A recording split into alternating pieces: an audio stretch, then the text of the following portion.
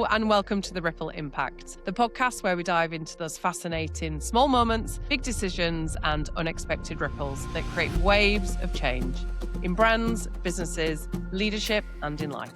I'm Laura Barber, founder of The Ripple Impact and a global brand strategist who spent over 20 years inside global giants like Coca-Cola and General Mills. I now work with founders and brand leaders on strategy, positioning and storytelling, helping leaders turn human stories into brand growth. Each week, I sit down with bold thinkers, founders, and what we call wave maker guests to explore the ripple moments that have shaped their journeys and the lessons you can take to transform your own brand, your business, and your life. Today, I'm so excited to have Kier Adair with us. She is a visibility expert, international brand photographer, keynote speaker, best-selling author, and founder of the Speak and Shine collection, on a mission to help women step up with confidence, speak with clarity, and be seen for who they truly are.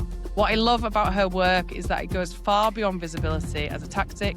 It's about identity, belief, self-worth, and the courage to stop holding yourself back and really owning your space. She's on a mission to help women move from unseen and unheard to truly unstoppable. Kier, welcome to the show. It's such a pleasure to have you here with us today. I've had the pleasure of working with you, and I'm actually part of the Speak and Shine Summit next week, so 7th of May, which is so exciting. So I'm so honoured to have you on the podcast with us today. Thank you so much for the invite. I am so excited to be here as well, and it's just always good to have these conversations that need to be heard, isn't it? Yeah, absolutely. So on the Ripple Impact, we love to wind back to the beginning and get a little inside track of people and learn what has got them to the position, the role, the career that they've got now. What have been the big Ripple Impact moments in your life that has ultimately led to what you're doing today? Well, I think it almost has to rewind right back to when I was 19, because that was the first time in my life where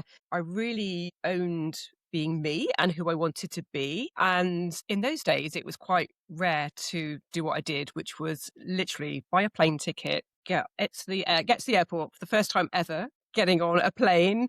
And literally, it was just me, my rucksack on my back, my camera, my notebook. And I was just on this adventure of exploration. In those days, there were no mobile phones, there was no internet. So I literally just was on that journey to discover who I really was. And I was just filled with wanderlust and just that whole sense of adventure, which I absolutely loved. And it's somebody who I keep coming back to now if I want to remind myself who is that girl inside that I think I lost along the way quite a lot, that actually it's that girl that's really just excited for life and wanting to see what's around the corner without expectation. I was always just looking to see what's next, what's around the corner, who can I meet, what can I see? Yeah, I love that. We have a lot in common because I'm literally sat in a room in my house that I call my travel room. And I'm surrounded by memories of traveling and things that I've done around the world. And there's a picture just up here that I can see that says, "Not all who wander are lost." So we have a lot in common, actually. I love that that was your start.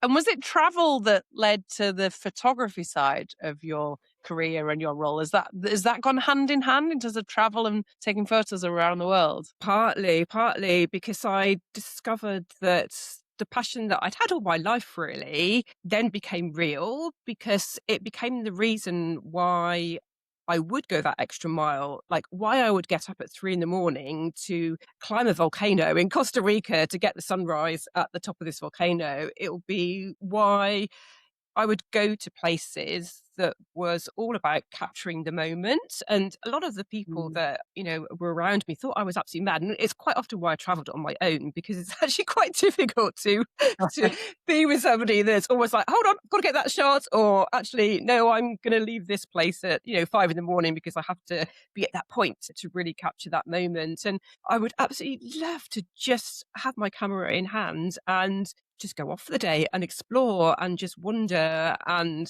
just see what was around the corner. And I always found that the best shots happened at the most unexpected times, or as a result of me going off the beaten track, or saying yes to something that I hadn't even known existed before I was introduced to it. So yeah, and actually when I first traveled at 19, it was when strangers really first said to me as well that, wow, you should do something with your photography. That's like amazing, your shots. And I'd always just thought of it as a hobby, something quite playful, something that I love to take me on these adventures. But I hadn't really ever thought that, it'd be for anybody else other than for me and Mhm. my family or my close friends. So the fact that strangers were saying, like, you've got a talent here, you should use that, was the first time I heard that. So yeah, it definitely featured into me playing into that later in life. Yeah, absolutely. I love the fact that it's a passion that you've taken into your business, because don't the best things start from a passion that you just love and then you just lean into? Completely, completely. And Yeah.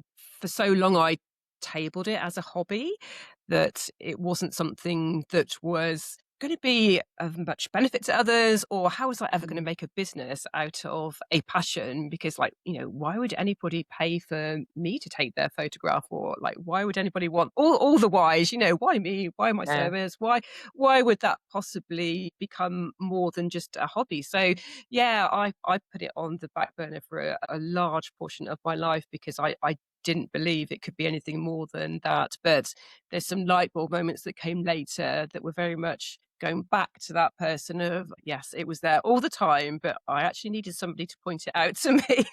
Yeah.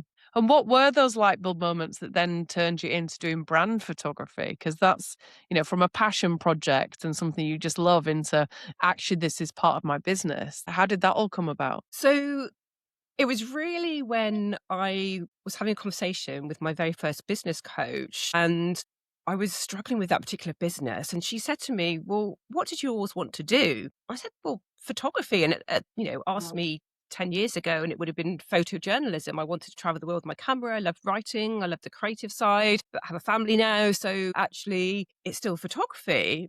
And she just said, "Why aren't you?" And it was Yeah. that all those, like, why am I not doing what is so obvious to her?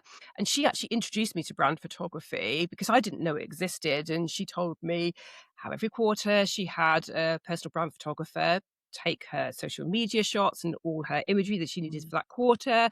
And she told me how much she paid this photographer. And I was like, wow. So there's a business in that. And then when I researched it, it was just like, oh my goodness, all these light bulbs that that's my skill set. Because what she'd pieced together was that my corporate career of over 20 years was actually in branding and marketing. And Mhm. so it was this perfect marriage of everything I'd learned in corporate, and for a while wondered, how had I spent so many years in corporate potentially going the wrong path? And suddenly it was like, okay, so actually all those years started to make sense, that I could take all those foundations, all that knowledge, and actually it does shape a lot of the way I work with my photography clients today. And that it's not just about getting shots, it's really understanding the foundations of who they are, what's their Mm. connection points, what's their ways of working, that I can then start to really story tell in their images. Otherwise, it's just getting shot. And that was the last thing I wanted. I wanted it to be Yeah. about really, really showcasing people for who they are, and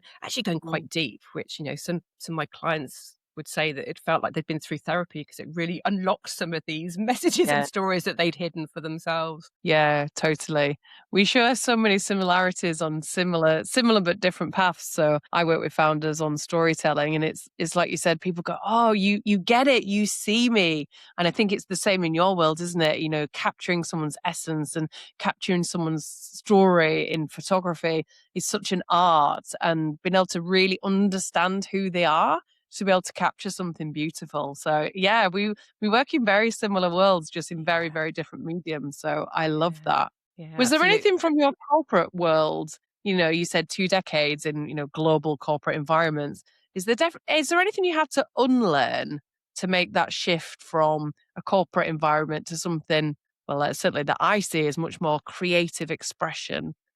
How was that journey for you? Yeah, I think I had to unlearn hiding behind the corporate brands. I had to become a personal brand. All Mm. my life, it was very much, if you cut me in half, I would have had the thread of green coming through me for working with Marks and Spencer. That was my whole corporate Yeah. career. So it was literally everything I did was with the values and the mantra of that brand. And it was Mm. such a well known brand. It was really how I lived, how I breathed. And obviously, it was such a big corporation as well, that I had millions of people around me that could support me in different parts of what I did. Mm. And suddenly, I'd managed, huge teams of all sorts of different people. Suddenly it was me, and I had to do everything, and I had to really learn what was priority, what was not priority, how to really manage my time, how to manage my boundaries, because it's really Mm. easy to overgive when it's your business and it's your baby, your business Yeah. baby. So yeah, there was a lot of unlearning. And actually, I would say it took me at least 6 months to realize it was okay not to work within the 9 till 5 framework. Mm. I remember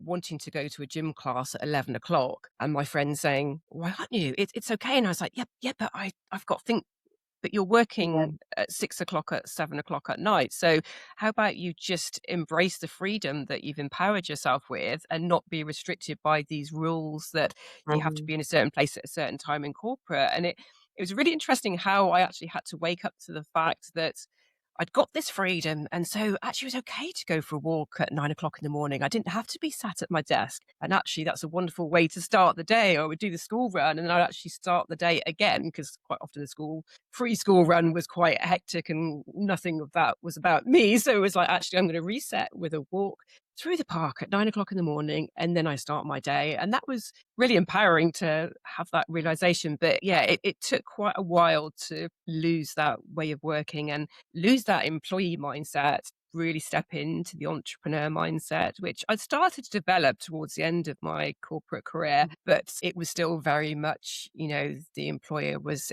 in me. So I had to unlearn that for sure. I feel that very deeply, actually.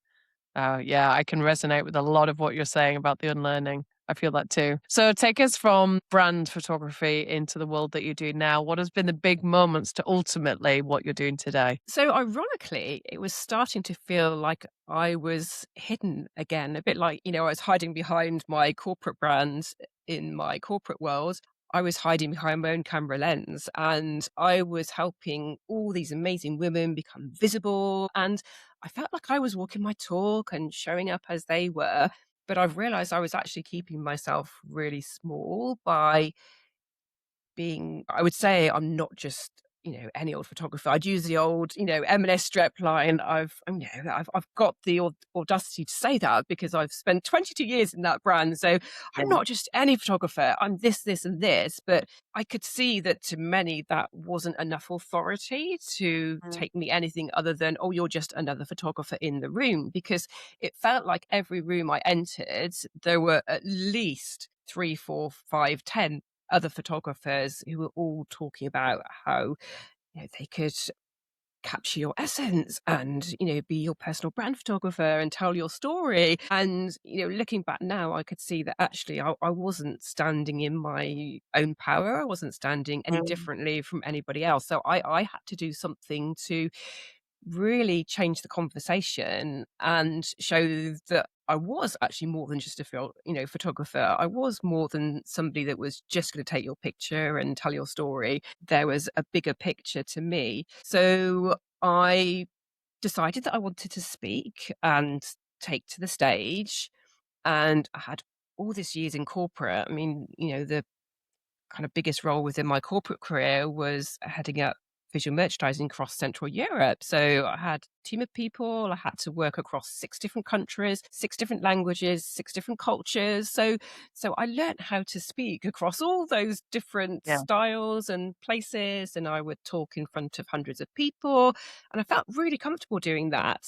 Yet I'd never done it for my business. And all the talks I had done, I hadn't actually generated any footage to showcase me. So when I started looking at speaking, I just didn't have the assets to prove that Mm. I was who I said I was or could do what I said I could do. And from that came this idea that actually, if a few of us got together, let's just create those assets for us. Let's share our talks, let's give each other testimonials, and let's just make it happen. Let's find a way to actually negate this chicken and egg of, if you haven't got the assets, you can't get the gig. And if you haven't got the gig, you can't get the assets. So it was really, let's move away from that chicken and egg and take action. And so I had this idea in the shower, and ever since then it's become known as this like shower moment, where I've since realized that if I need to get creative or need to have a solution, I go in the shower with a question to say, right, how am I going to solve this problem today? And I come out of the shower and presto, there's the answer. So it's a great way to problem solve for anybody that likes to have showers. So I put out this post on LinkedIn, and it just lit up LinkedIn, and it just made me realize that there were so many other women like me that actually just needed that space to take the moment to shine, learn how to talk, do a signature talk and create the assets that can then take you into that next level. And from that post, that's the start of Speak and Shine, and the collection was born, and we have a number of different avenues now which people can follow. But delighted that obviously you are part of our next summit, which is just days away. So And how exciting! Very exciting. I love the way that you talk about you felt that you were playing small and holding yourself back and hiding behind the lens and arguably being unseen behind the camera. What do you think the real cost is of people doing that and holding themselves back? How did you feel in the moment, and how much is that costing others by holding themselves small? My goodness, it's huge. Stepping out from behind my facade, which was the lens, and becoming more than just a photographer. Just, and I hate the word just because it minimizes, but that's what we all do. We become just the expert. And actually we all need to be more than the expert, because an expert is still keeping you very small. It's keeping you in your field of expertise, whereas actually you need to be the master. That's, the person that's having the conversations that, are much more thought leadership generated, and taking that bigger scope to say, look, here I am. And since I've done that, my visibility has skyrocketed. And with that, opportunities have come my way, whether that's speaking or being on a podcast or being in the right rooms. I'm being invited to those rooms now because I'm a massive believer. It's about getting yourself in the right rooms. And I think before, when I was keeping myself small, I was definitely keeping safe by being in rooms that were wonderful, amazing people, but they were small and they were local. I'm much bigger picture now with where I look at where I spend my time, and also spending my time with people that potentially on paper are elevated in terms of, maybe they've got 25,000 against my, 10,000 LinkedIn followers. It looks as though they're in a different sphere, or they're perhaps in a different scope of their business, but I'm mixing with those people and having the confidence to invite them to be part of my event, which I would never have done a year or two ago before the Speak and Shine, because I just wouldn't have had the confidence that I had anything to offer them. And I would have been, another photographer going to ask them about a surface which they've probably, already got covered because they're that much more established. So I was going about it all the wrong way. And actually it's hard to measure in real cost, but in terms of it giving you the confidence to then be in these rooms, that then gives you the opportunity for collaborations, that then give you the opportunities for being part of communities that bring even more confidence in collaboration. And it's this wonderful kind of cycle of once you do step out from behind your own block, then everything opens up, and I say the minute you say yes to yourself, that's my kind of mantra: say yes to yourself, say yes to you, then the biggest doors open because you're the one that's made it happen. And with that, taking the action is what makes a difference to actually see what can come as a result of that. Yes. Yeah, it's incredible. And it's amazing actually how I found you and your business, because it was actually word of mouth, and someone said, "Oh, you should go along to one of these events." So I signed up. I signed up for the VIP because I was like, all the benefits are incredible. I'm going to go to this workshop, and it was amazing. And it was a completely serendipitous moment of someone said, "Oh, you should check this out." I was like, yeah, okay, that sounds great. I'm going to go to that. And actually here we are today. And I can completely resonate with what you're saying. I had a 20-odd year corporate career, and people were calling me all the time and booking me for speaking events because they wanted PepsiCo, on the headline, or Coca-Cola or General Mills or whoever. They weren't calling because it was Laura Barber. They were calling because it was PepsiCo. It's like, actually, I have a lot of value to bring and I have a lot of insights to share and I've got a lot of knowledge. Like, I want to share that knowledge with the world. Like, it's not an ego trip. It's like, I've got value here and I want to share that. But I have to step out of my old world for people to see Laura Barber as the expert, not just who she worked at that company and therefore can we get her on our program because that'll sell some tickets. It's like, no, actually, I've got a lot to share. So your program has been incredible to be part of, to step into that confidence, because it's a vulnerable process to go through, especially if you've gone from corporate into setting up your own business and doing your own thing. The vulnerability I never expected. I expected it to be lonely as a solo founder. I expected it to be hard. You do everything, right? You're the finance person, you're the HR person, the IT person. But what I didn't expect was the vulnerability and this sense of, oh, it's now me and it's my voice. And what I love is, and you've mentioned this before when we've spoken, is that you get confidence from taking action, not the other way around. And I think that's such a powerful message for people. How did you take your first steps then to do that? I think it was the very fact that it became bigger than me. And Mm, and I say this quite a lot with my photography clients as well. If you can't do it for yourself, think of all the people that you need to see you, that need that ripple effect of once you've yeah. stepped out and shown that you're available to them because you're professional, you're looking amazing, and you're really sharing through your images who you are, then you're going to attract the people that really need your help because they're going to see you. And with the Speak and Shine, it was the fact that the LinkedIn post went wild that I saw it was actually bigger than me. And there were so many more Yes. women that needed this that I had to act for them, not just for me. Otherwise, Yeah. it could have been like, a I don't know, a hall or a corner in a pub somewhere that we could have, done this recording like some people do, which is brilliant. At least it's taking action. But this was about actually, no, this needs to be really elevated now and delivering for all of these women. And that's where then I also realized that I couldn't do it on my own. So this is where the power of collaboration, when you have the confidence in your idea and something that is happening that you're running with, then it gives you that kind of sense of, well, I can be a bit audacious now. And that became my word of 2025 was audacity, because I'd learned that, to make this first event happen in December 2024, it was literally in 8 weeks. So from the first post that went out to the very first event, it all happened in 8 weeks. And to make that happen, I had to get out of my own way. I had to be audacious and ask some scary questions of people that at that time I didn't know, but I knew were going to be important parts of the process. One of those people was the fabulous Jill Mackay, who obviously you've met through the program, who is absolutely wonderful. And we'd met a couple of times, so I did know her and I knew we connected. I knew we were on the same path in terms of our values. And I also knew she was an award-winning TEDx speaker at that time, and that, she was just in the speaker world, and everything in my body was like, yeah, she's the person to reach out to. So I literally phoned her and left a message to say, I've had this idea. It's kind of taking off on LinkedIn. Like, what do you think?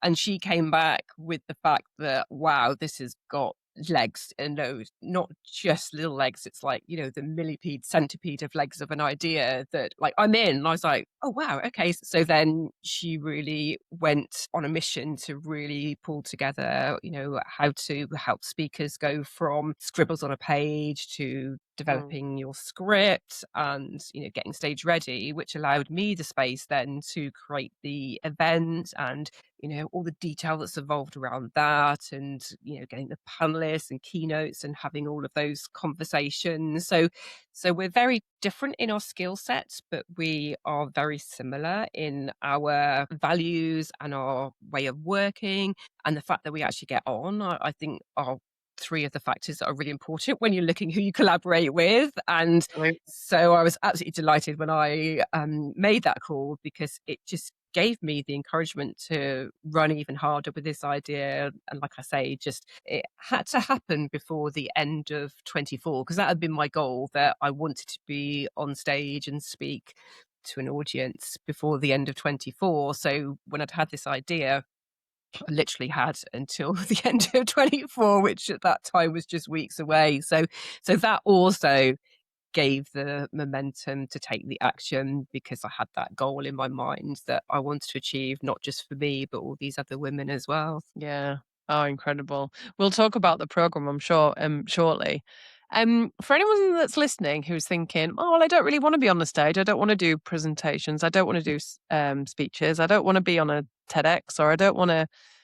What would you tell them, though, about the importance of visibility, even if they're not necessarily standing on a stage to give a talk? Can you talk to us about the power of visibility and why you think that's so important, in particular for women? Yeah, I think for women, we are so good at putting ourselves last, and we are Mm. so good at getting in our own way, because actually everything else comes first. So it's all about adjusting that belief of you matter and your message matters, because, to your whole point of the ripple impact, if you don't start that ripple, all these people are not going to benefit from your skill set. And it's a real help for people that are lacking in that confidence to get visible, to just get started by thinking, if you can't do it for yourself, you can do it for all these people that need to see you. There'll be clients that you will generate because they see you. You came to us because you heard through word of mouth, and that's part of visibility, that when you get really visible, actually it's not all about social media, it's not Mm. all about having the best website. It's actually a combination of so many different factors, and I'm a massive believer that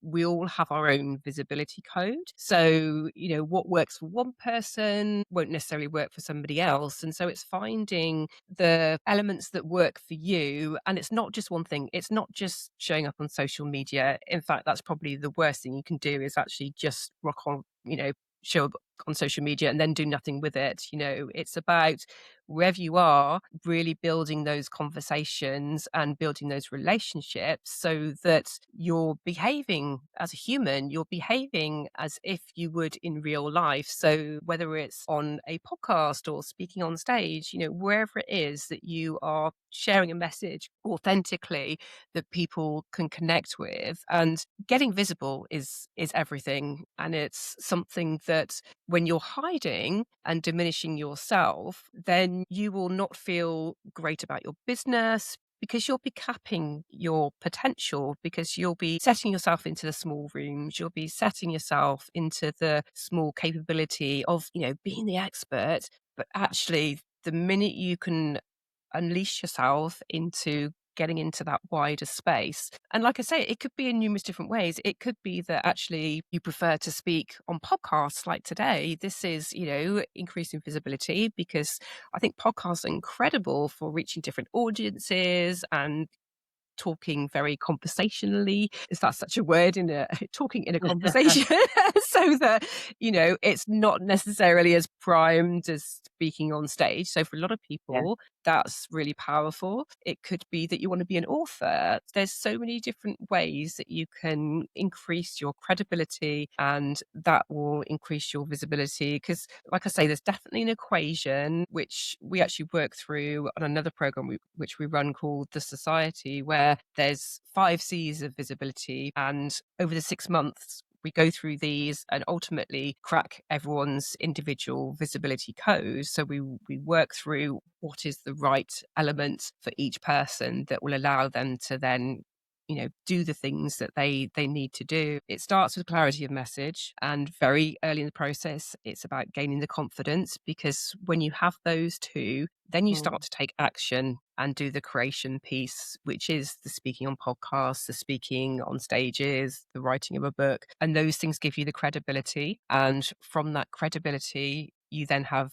the confidence and the creation elements that gives you opportunities to collaborate, because when you're in that circle, you'll have that sense that you can reach out to the people that that are going to support your growth. So visibility is everything, because it unlocks all of those doors to all of those C's, which you can build to get to where you really want to be. Yeah, amazing. And I love that you talk, well, I mean, a lot of people talk about visibility, right? But not necessarily the actions to get there and what that means. And even me turning up to the Speak and Shine Simply event, I had Ann Nichols on my podcast 2 weeks ago talking about her incredible business. It's the first podcast Amazing. she's been on. And she very kindly, very honored, that I was the first podcast that she was on telling her wonderful story. And that's because we met at the Speak and Shine Simply event. And I just resonated with her story so deeply. And, my business is about authentic human storytelling that leads to growth.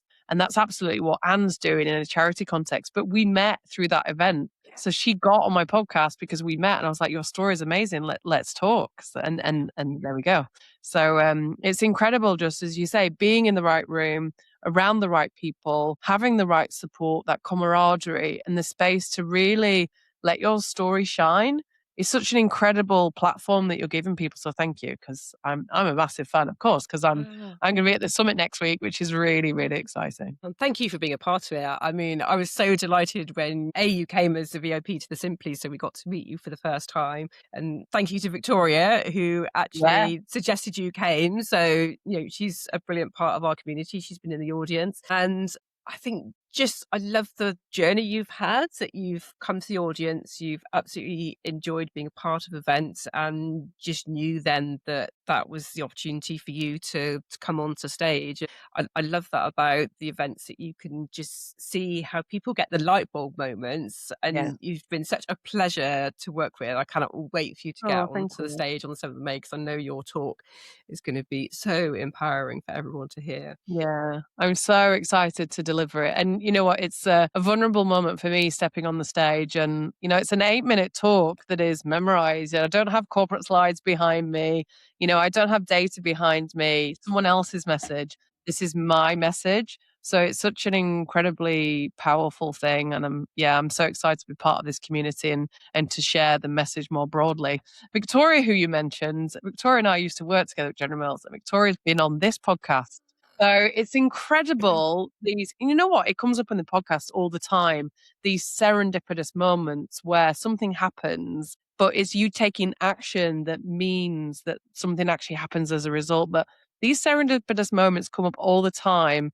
And I would absolutely highly encourage people to grab those moments with both hands. And this completely ties into your podcast, which is Say Yes to You, isn't it? Yeah, absolutely. And I'm just loving being a podcast host. It's just so much fun, isn't it? It's just, Yeah, I you love get it. to have these conversations with the most Mm, incredible people. And yeah, the podcast came about because I started to realize that all the women that seem to say yes to coming onto the stage, I had this mantra of, say yes to you. It started to come through mm, all my social media mhm, posts and all my long form content. And it just became the most natural next step. And what's really interesting is, whilst I set out, like in founding Speak and Shine collection, it was always about my goal to speak on stage initially, and to give that platform for women to have that voice, and to really appreciate the benefits of that mm. moment to shine. But what I started to enjoy the most was being an event host. I absolutely adore putting events together, because they're not easy, and they can feel like, quite hard work sometimes. But I actually really, really enjoy hosting events. And then I realized that within the events, of all the elements, yes, I love doing 8-minute talks, but the MC, quite happy for Jill to take that bit on.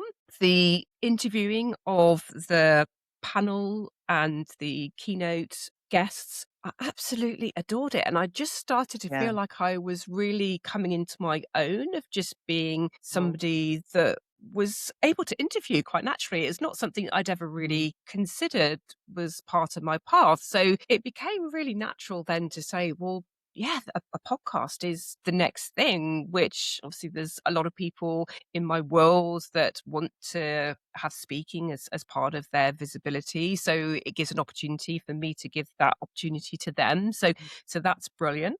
But it also was about me walking my talk and following what was the right path for me, in that becoming a podcast host is something that I knew could be quite an amazing opportunity for me and those around me. So yeah, and I've absolutely been loving it. So I'm on to episode 10 now. That'll be launching this week. So it feels like I've been doing it for years, to be honest. It yeah. feels like I'm home when I'm here Mm, on podcasts and just having these conversations, loving the people I meet, but also the authority it's bringing, with the credibility it's got, and just some of the stories.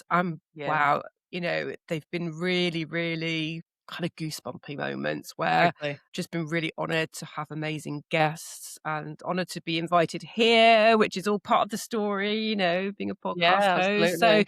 yeah, opens doors, doesn't it? It really does. And I think, I started this podcast because I help founders with their storytelling and I help them with their brand stories and their position and their strategy and how they create incredible marketing ultimately.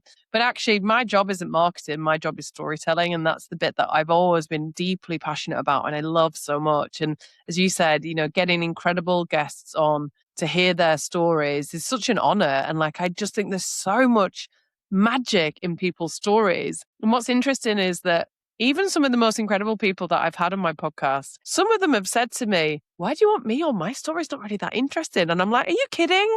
Like, this story's amazing. Yeah. And you've done such incredible things." People don't always realize the impact that their story can have on other people, whether that's you resonate or you sympathize or you empathize or you want to be a little bit like that or you want to take those lessons. It's such an honor to be a podcast host, and I've learned so much from my incredible guests. So it feels like such an incredible honor for me. So, yeah, I absolutely love it so much. So, for anyone that hasn't got their ticket to next week's summit, tell them why it's going to be epic, except for me being there and you being Of there. course, of course. Well, first, it's about saying yes to you. It really is, because when I started to look at all the huge shifts in my life, it was all about that yes. And one of the biggest reasons that I had that shower and that moment of reflection was because I'd been to an event where I'd had again this massive shift. I've been quite stuck. I've been quite a kind of dark. I'd say it wasn't really dark, but it was a Mm, place that I didn't want to be in. I'd been stuck for quite some time, and I was just like starting to feel like this business isn't loving me as much as I'm loving it. Just was like this unrequited love, and I was just hormone issues, and there's a whole other podcast on where I was feeling in terms of that part of my health, and I was just feeling pretty broken. But going to this event where I was surrounded by vibrant women was a massive turning point because it actually just shifted me into action. So being in the right rooms is just so important. And this is the room to be in because you are surrounded by incredible women who are all there supporting each other, all empowering everyone else to rise. It's really hard to explain, but the energy in the room is mm, so mhm. uplifting. It's incredible. So it's about being there for you and giving you that shift, that energy. But you also will hear what you don't know that you need to hear. If you go without expectation, there will almost certainly be a speaker on stage that will say something that you need to hear that will shift Mm, you, that you didn't even know you were looking for that shift. yeah, That's the power of 12 elevating voices with very different talks, very different stories, but there'll be something for everybody in that. And then there's also that seeing what's possible, because each one of these women, like yourself, are taking that brave step. Like, it is really vulnerable, but you've been through a program that has got you ready. And that's really inspiring to see that happen.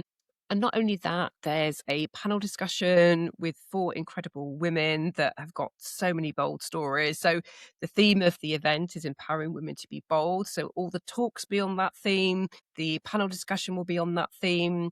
And the keynote, I cannot wait. It's just going to blow everyone away. So Andrea Rainsford is just incredible. The story of boldness that she had, which was basically to cancel her business a couple of years ago. And she had 3,000 people in her community on Facebook. She had 4 events a year that she was running, and she just decided to put a stop to it all because it was no longer bringing her joy. And she started again and is now thriving. And it's just this wonderful story of like following your own path and taking bold action, which yeah. is what I'm all about. So, and the other thing to mention that's really important is that it's a day full of connection. So I'm all about the Mm, C's, as you mhm. can probably tell. So it's connection, it's community, and it's collaboration. These are all the things that we want to happen in the room. So we make sure there's space for that to happen. So connection over the networking breakfast. Like, that is the way we start the event before we even go to the stage. And I think the best conversations happen over a cuppa and a croissant. So we facilitate that. And then for throughout the day, there's opportunities in breaks and over lunch to really connect. And as a VIP, you get to have lunch with the fabulous speakers, including yourself, the panelists, and the keynote. And again, you want to be at that table. You want to be at the event, in the room and at the table where the right people are going to be there to inspire you. And you also have bonuses as a VIP, which are opportunities to work with speakers like Laura. And do you want to share your Yes. bonus? Because it's fabulous. Yeah. So, as part of my business, I help founders and brands with their storytelling, with their brand storytelling.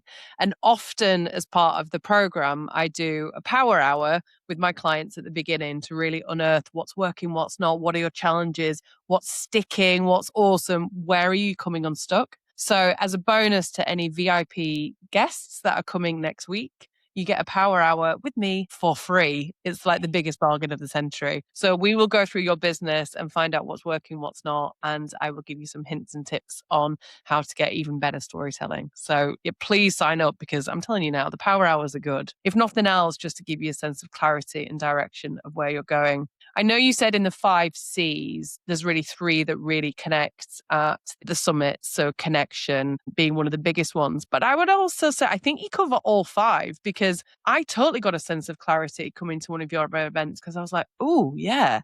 It was like penny drop moments. But I'd also say confidence. I don't think you have to step on the stage to be constantly building your confidence. Just turning up to the room, being in a room full of strangers and holding your own and being present and asking questions and networking and meeting new people. Like, I'm an extroverted person. I'm fairly confident, but I find networking terrifying. I really don't like walking into a room with people I don't know. I find it utterly terrifying. If I know one person, I'm all right. But if it's a sea of faces I don't know, then it's like, ooh. But I choose to like face into the challenge and do it anyway. So for me, the Speak and Shine Simply event, I didn't know a soul. So I was like, and I was a bit nervous because like, I don't really know people. So, the confidence can be built in all these moments, in all these rooms, in all these spaces. So yeah, people need to get their tickets because it's going to be incredible. The lineup of speakers is amazing. I've had the pleasure of working with yourself, Kier, and Jill in the prep for this, but also meeting the other women who are stepping onto that stage. And I can't wait to be inspired myself. So yeah, please check out the tickets. We'll put all the links and everything in the chat. So it's Thursday, the 7th of May next week. So get your tickets, people. We Countdown are is on. we are very quickly running out of time, which I'm completely devastated about. I will end with my final question, which is always the same in all of our podcasts. So we call our guests wave makers because they're making waves on the industry. And that's absolutely true of you.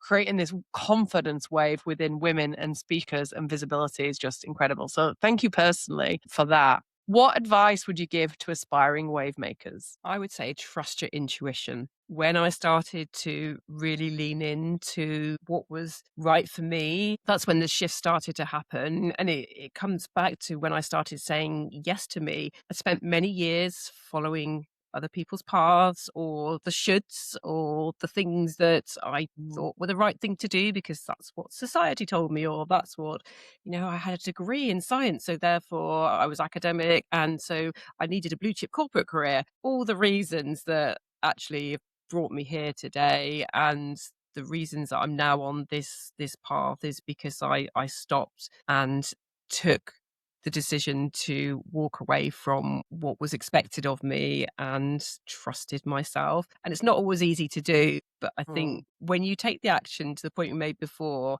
that gives you the confidence. And if ever I'm having a day where I'm feeling like, oh, something's not quite going right, or, I walk away, give myself some space, but then I take some action, and that gets me right back into that. And it can be as simple as making a phone call, dropping Yeah. a message, doing something that just makes me remember why I'm doing what I'm doing. And yeah, the action has to be there for it to become reality and for the confidence to build. But it all then comes full circle to you trusting yourself, trusting the process, and just knowing that, it will all unfold in the way that you want it to when you do that. Oh, such wonderful advice. Thank you so much. Kier Adair, thank you so much for this wonderful conversation. Thank you for reminding us that visibility isn't about being louder. It's about being real. It's about being human. It's having the courage to step forward and really take ownership of you and your destiny and where you want to go, and step forward and be visible and say yes to you is such a wonderful message. So thank you so much for being on the podcast today. Thank you so much for having me. It's been such a pleasure and wonderful conversation, and I cannot wait to see you next week to take your moment to shine. It's just going to be incredible. Thank you so much. For everyone listening and YouTube watching, keep showing up as you, stay bold in your voice, and never underestimate the ripple impact of choosing to be seen. If you're looking to elevate the human storytelling of your brand, please get in touch with us at the Ripple Impact so we can see how we can help your business grow. The links to the Speak and Shine Summit for next week are in the description, so please check that out. That is a wrap on this Ripple episode. Tune in weekly for more bold voices and inspiring wave maker guests, just like Kier. I'm Laura Barber. This is the Ripple Impact. We will see you all next week. Thank you, Kier. Bye for now.